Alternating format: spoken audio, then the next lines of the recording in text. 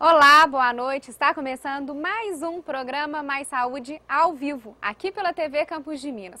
Nosso convidado de hoje é o Dr. Frederico Scaleira. Ele é oncologista e vai tirar as nossas dúvidas nessa área. Mais uma vez, Dr. Frederico, muito obrigada por sua participação. Chay, muito obrigado a você, muito obrigado aos telespectadores da TV Campos de Minas, programa Mais Saúde.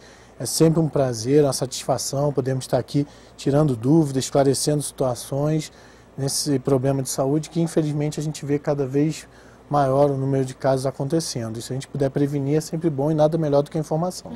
Doutor Frederico, os cânceres em crianças são comuns? Como é que a criança tem câncer?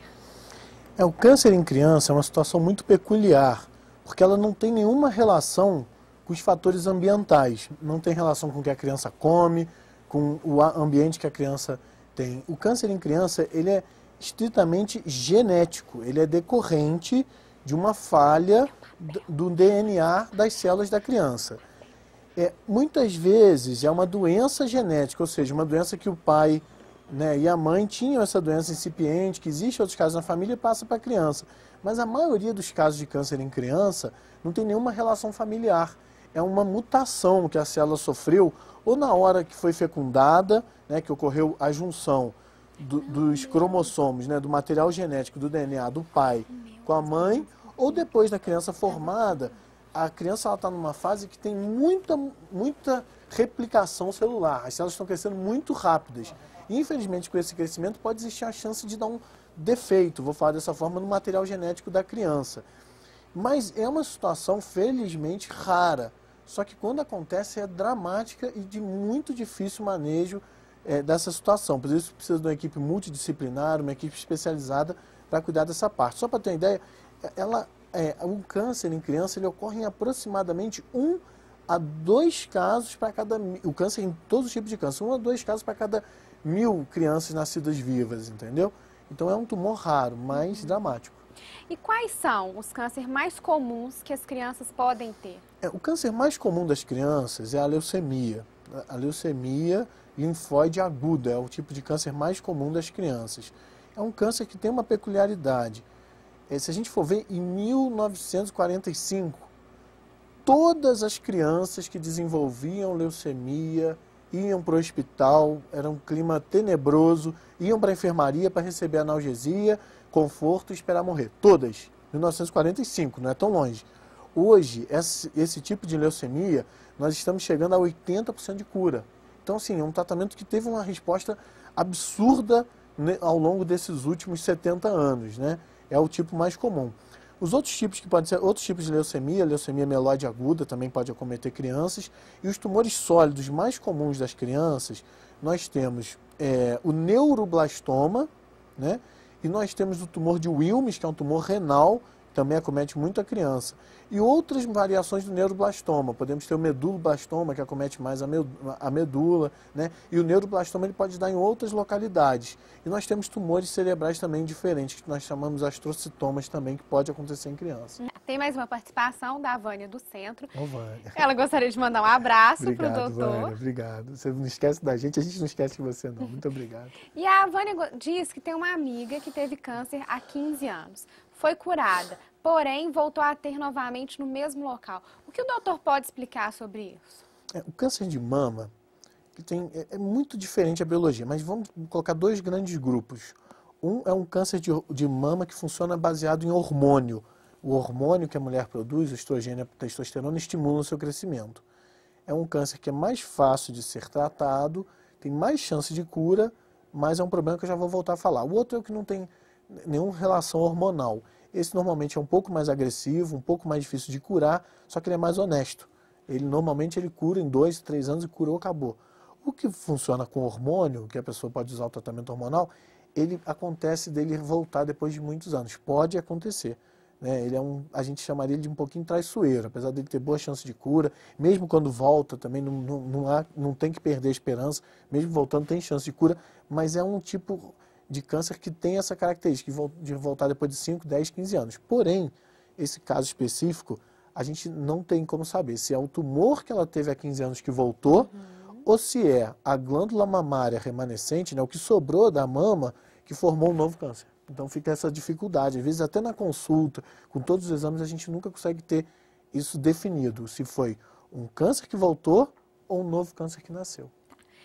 A Kátia do centro gostaria de saber se nódulos sólidos benignos na mama se podem se tornar malignos. Não, não pode. O nódulo sólido benigno, normalmente a gente chama de fibroadenoma, é o mais comum, ele não vira câncer, ele não se transforma em câncer. O que se transforma em câncer são as microcalcificações da mamografia, né, que são o carcinoma ductal in situ, as microcalcificações. Esses vão virar mama. Então, um grande objetivo é você procurar na mamografia microcalcificações.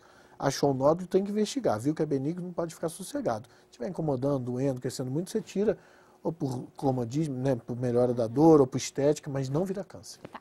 A Eliana do centro gostaria de saber se uma pessoa que tem cisto no ovário, se eles podem virar câncer e se deve operar. O cisto de ovário, o cisto, ele não vira câncer.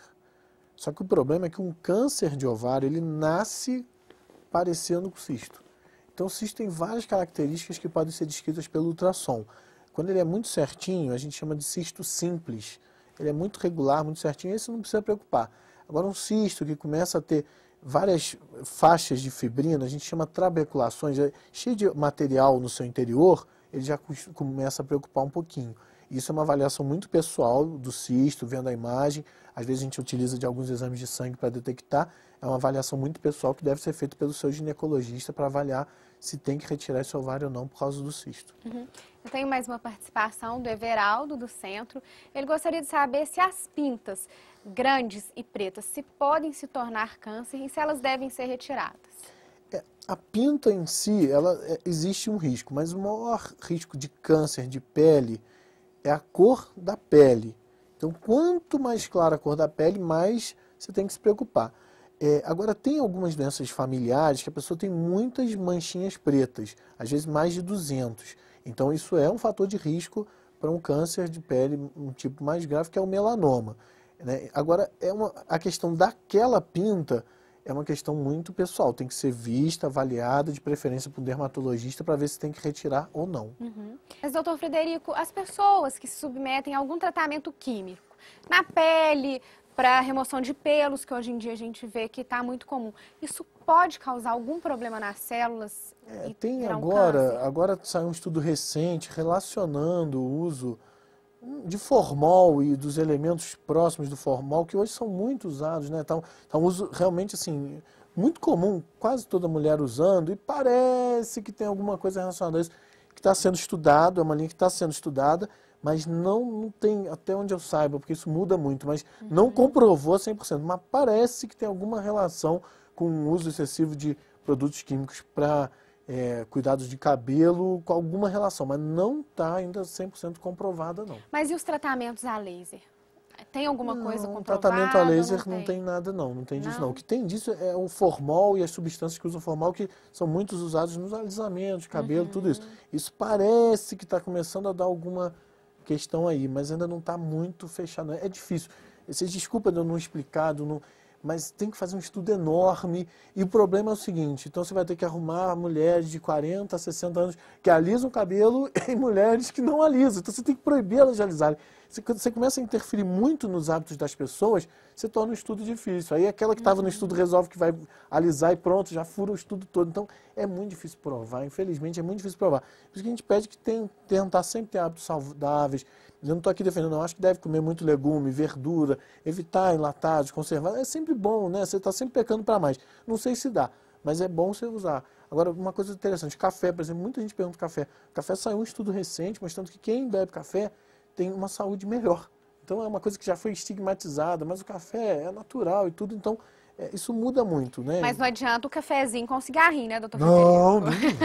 Cigarro... Porque a maioria das pessoas tomam muito café porque fumam. Eu vou comentar uma coisa assim, teve uma entrevista, né, do presidente da Souza Cruz, que eu achei um absurdo, né? Espero que não me processe. Assim, o que vão fazer com o cigarro? olha, nós estamos tentando fazer cigarros que façam menos mal. Vê se isso é uma resposta, tá? Um negócio que faz menos mal e ele está satisfeito se ele fizer isso. E nem isso ele vai conseguir fazer, lamentavelmente. Então tem que parar de fumar, não pode dar... Tá. Doutor Frederico, infelizmente nosso programa está chegando ao fim. Você sabe que a sua participação aqui é muito importante. A gente gosta muito quando o doutor vem aqui, quando atende meu pedido. Não, que isso. A gente está sempre à disposição. O prazer é todo nosso. A gente fica muito satisfeito de ver que as pessoas estão se interessando. Eu acho que já existe um impacto, tem menos gente fumando, né? E a gente está sempre à disposição para esclarecer, para informar, né? À disposição aqui do Mais Saúde do Campos de Minas. E agradecemos muito as oportunidades oferecidas. Tá, joia. Doutor Frederico, mais uma vez, muito obrigada. Muito obrigado. Boa noite. A todos que participaram, muito obrigada.